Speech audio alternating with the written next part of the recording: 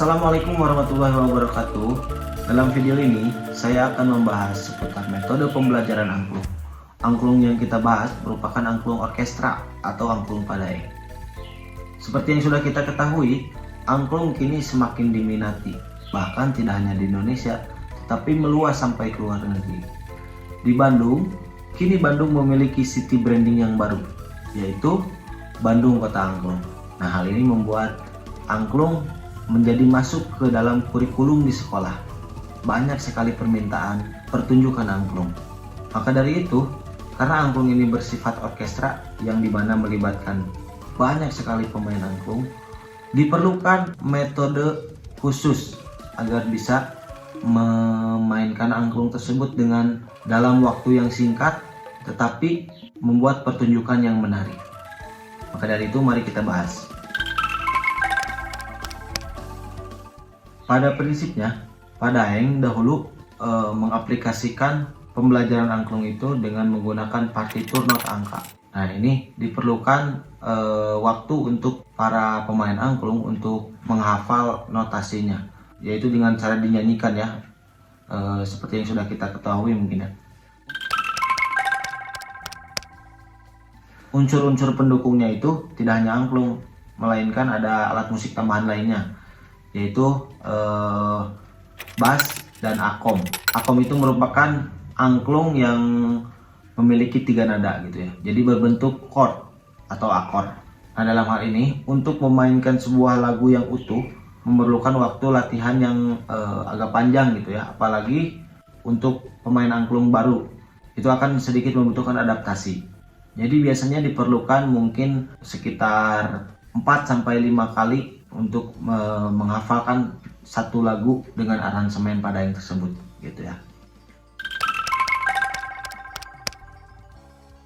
Seiring berjalannya waktu, ditemukanlah metode baru yang bernama metode blok akord. Nah, pada prinsipnya metode ini sangatlah mudah karena para pemain angklung hanya tinggal melihat kode tangan saja. Satu kode tangan itu misalkan untuk 3 angklung misalnya ya, itu membentuk sebuah akor atau kumpulan 3 nada yang dibunyikan secara bersamaan. Jadi dalam prakteknya satu angklung harus menghafalkan 2 atau 3 kode tangan gitu ya. Namun metode ini tidak memiliki unsur orkestrasi musik yang luas seperti aransemen Padaeng tadi gitu ya. Seiring berjalannya waktu juga banyak keluhan dari anak-anak, dari para pemain angklung, karena ini menggunakan prinsip tingkatan chord. Pada prinsipnya do itu mainnya di kelompok 1, 4, dan 6. Maka dari itu jika ada progresi chord 1, 6, 4 itu do akan main terus, dan hal tersebut akan membuat bosan bagi para pemain angklung. Seperti itu. Nah, di sisi lain saya melihat metode kode tangan ini untuk pertunjukan angklung interaktif. Pada prinsipnya itu pun sama, hanya menghafalkan satu kode tangan saja. Kode tangan itu biasanya seperti ini. Nah, ini dipopulerkan oleh Saung Angklung Ujo ya. Ini digunakan untuk pertunjukan angklung interaktif. Jadi siapapun yang baru memegang angklung akan bisa memainkan angklung. Namun biasanya dalam pertunjukan angklung interaktif yang dimainkan itu tidak full orkestra, hanya memainkan melodi vokalnya saja. Nah, dalam hal ini saya mencoba menggabungkan seluruh unsur-unsur yang tadi dengan prinsip harmoni itu terbentuk oleh melodi vokal dan bass. Nah, jadi pada dasarnya dalam aransemen angklung sebetulnya hanya memerlukan satu nada saja, itu sudah cukup untuk membentuk akor atau harmoni triad.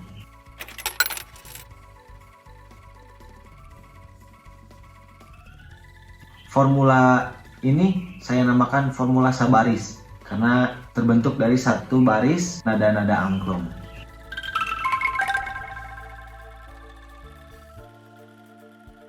Jadi pada prinsipnya pola aransemen satu baris ini sama dengan pola blok akord. Para pelatih atau para arranger harus mengetahui tingkatan chord tersebut gitu ya. Nah, lalu kita tinggal mengambil salah satu dari pola tersebut sesuai dengan tingkatannya, lalu dimasukkan ke dalam aransemen tersebut.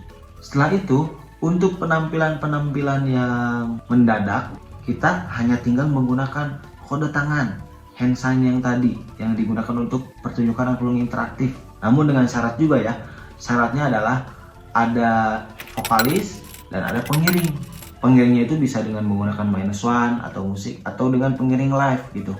Metode blok akor itu sama, harus menggunakan pengiring dan vokalis karena tidak membentuk melodi ya kalau metode blok akor itu. Pola aransemen sebaris ini bisa juga digunakan di dalam proses pembuatan aransemen padaeng, yaitu digunakan untuk melodi bawahnya. Melodi utamanya tetap ada, do, re, mi, fa, sol, mi, do, itu tetap ada misalkan. Nah, bawahnya itu menggunakan pola aransemen sebaris. Kita hanya tinggal memindahkan dari pola-pola tersebut sesuai dengan tingkatannya ke dalam bentuk aransemen. Mari kita coba. Di sini kita misalkan ketemu dengan progresi chord seperti ini. Nah, jadi jika kita ketemu seperti itu, nah kita hanya tinggal memilih saja dari pola-pola tersebut. Kita akan memilih pola yang mana, gitu ya. Misal kita bahas dulu yang 1.1 ya. Kita coba masukkan semuanya 1.1.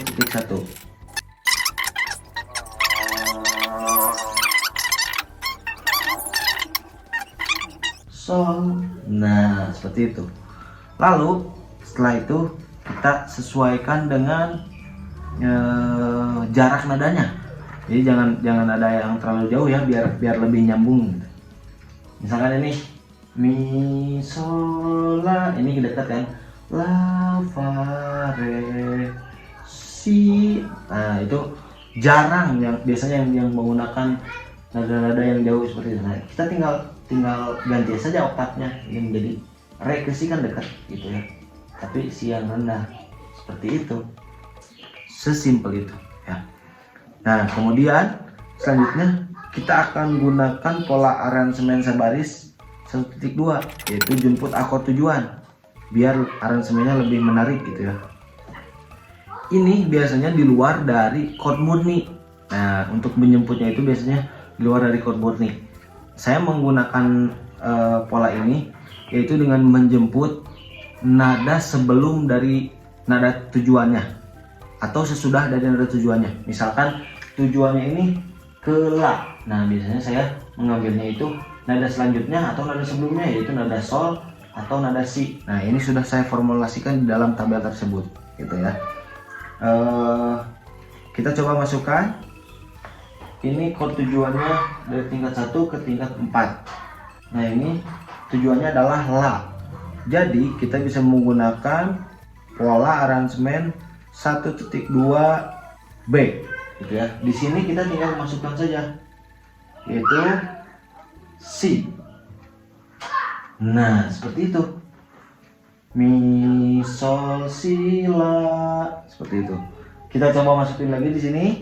Tujuannya adalah tingkat 5 yang tujuannya re.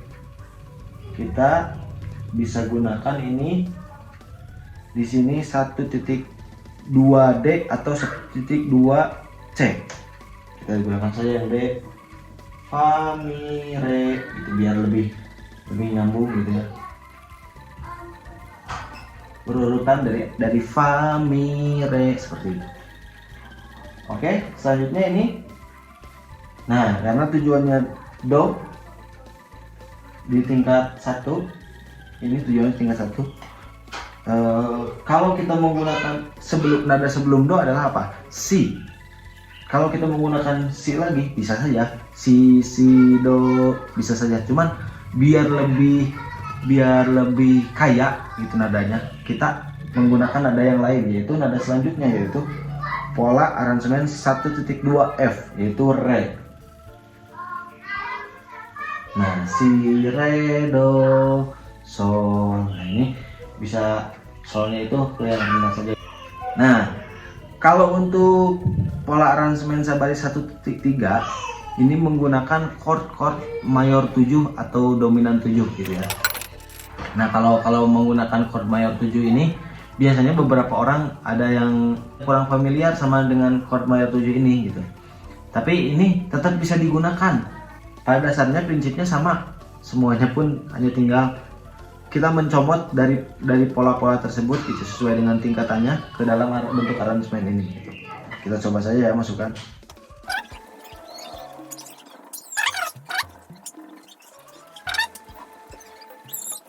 Nah, seperti itu. Ini adalah membentuk chord tetrad 7. Nah, kemudian untuk pola aransemen sebaris 1.4 ini saya menggunakan akord sus yang berasal dari kata suspend atau ditahan gitu ya. Biasanya digunakan di dalam lagu pop pada akhir kalimat lagunya, misalkan di akhir verse atau di akhir ref. Contohnya adalah seperti ini. Misalkan ini ya.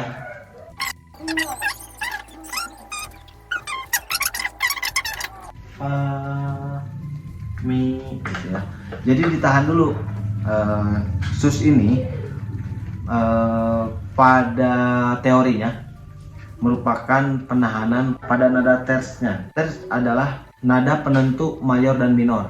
Misalkan di dalam tingkat 1 do mi sol, nada tersnya itu adalah mi.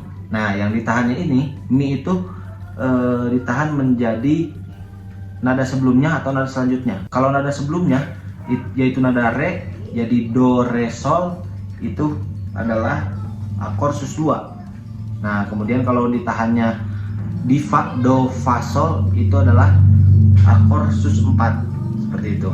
Nah, dalam hal ini saya menggunakan akor sus 4 yaitu dengan pola 1/4 C ya. Jadi fa mi gitu ya. Nanti kita coba dengarkan dengan musiknya seperti itu. Kalau untuk yang sus ini biasanya digunakan di akhir kalimat. Namun tidak menutup kemungkinan juga bisa digunakan di awal kalimat juga, di tengah-tengah kalimat. Ini bisa kita gunakan semuanya gitu ya. Nah, untuk pola yang selanjutnya ini adalah pola 1.5 yaitu menggunakan lick Sunda, yaitu degung dan madenda ya. Nah, pada prinsipnya pola sabaris ini bisa menggunakan lick-lick yang lainnya gitu ya, seperti misalkan lick jazz, lick blues, atau lick yang lainnya juga gitu ya. Saya memilih lick Sunda ini karena pada dasarnya angklung itu dari Sunda ya. Jadi saya mendedikasikan ciri khas Sundanya itu di dalam pola aransemen sabaris 1 ini gitu ya. Dalam prinsipnya di dalam lick Sunda ini ada irisan-irisan tertentu gitu, walaupun ini tidak sesuai persis dengan nada aslinya. Nah, di dalam lick Sunda degung atau pelog ya, itu menggunakan nada do mi fa sol si do ya. Sementara di lick madenda itu adalah do mi fa la si do atau do si la fa mi. Ini akan membentuk nuansa Sunda. Kita coba masukkan do mi fa sol. Nah, ini akan membentuk nuansa Sunda. Kemudian mungkin akan ada beberapa kendala, misalkan ada chord yang di luar dari chord murni. Misalkan di nada dasar C atau tonalitas C itu ada chord bass misalkan. Nah, itu kita bisa gunakan nada-nada irisannya. Di dalam chord bass adalah memiliki nada bass D dan F, yaitu nada sa, re, dan fa. Nah, yang kita gunakan itu kita bisa gunakan nada re dan fa nya saja gitu. Misalkan di sini chord bass, ini kita bisa gunakan nada fa, re, nah gitu.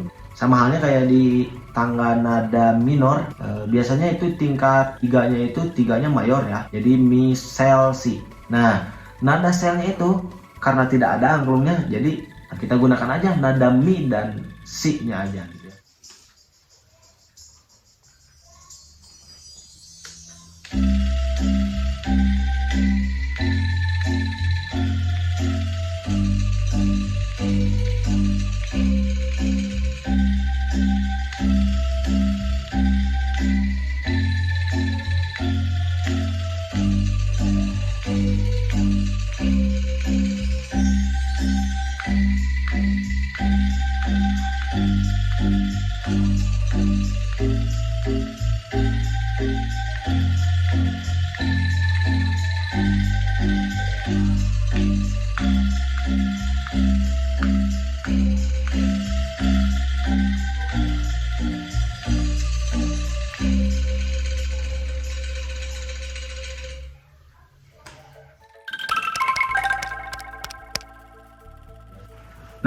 pada tahap akhir ini kita bisa menggunakan metode kode tangan atau hand sign tadi ya.